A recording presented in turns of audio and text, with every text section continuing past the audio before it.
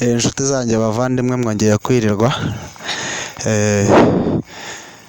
dukomeza kuri rya somo ryacu ryo kwiga ikigande mu kinyarwanda. Wowe nkwibutsa wowe ushaka kugira ngo ukurikirane gahunda zacu, wakanda subscribe kugira ngo uzajye ukomeza ukurikirana amakuru yacu cyangwa se isomo ryacu rya buri munsi. Wowe rero ukomeza kugenda udukurikirana buri uko bukeye n'uko bwije, tubaye tugushimiye.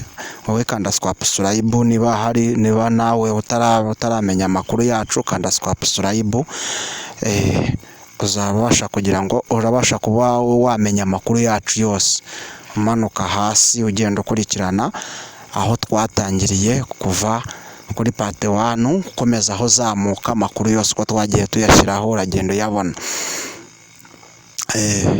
Gwe tubadde tukugamba oba ng'oyagala kuwuliriza amawulire gaffe, gwe nyiga subscribe katugenda kufuna buli kimu kyonna kye weetaaga. Oba ng'oliwa oba ng'oli mu nsi ki, oyagala kuyiga Oluganda n'Olunyarwanda, gwe nyiga subscribe ogenda afuna amawulire gaffe. Ekyo kirungi, aho oli wonna nkwagaliza okuyiga Oluganda n'Olunyarwanda.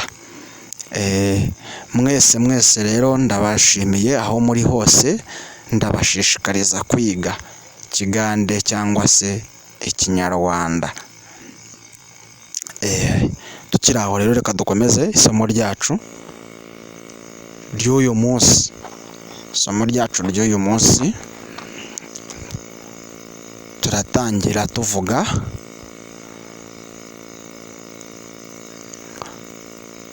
Mukamana yagiye mu isoko aratinda cyane none ntago arataha. Mukamana yagiye mu isoko none ntago arataha. Mu Rugande naye Mukamana yagenze mu katare naye yaruddeyo tanabakomawo.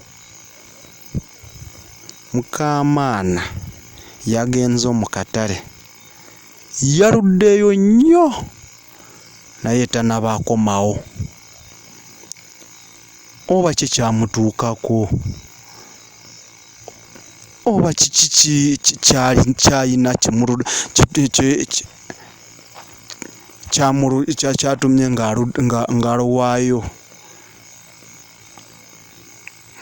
Mukamana yagiye mu isoko aratinda, oba n'iki kyatumye atindayo?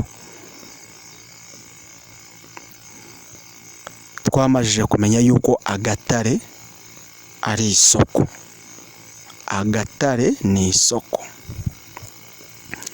Tumaze okutegeera omuntu agamba oba akatare, tugamba isoko. Kaakati mbadde nkusaba gwe onyiga subscribe owuliriza amakulu gaffe ga buli lunaku. Buli uko tutaddeko ekintu ng'okifuna mu budde, ng'okifunira mu budde era mu bwangu ddala, okifunira mu bwangu ddala. Kale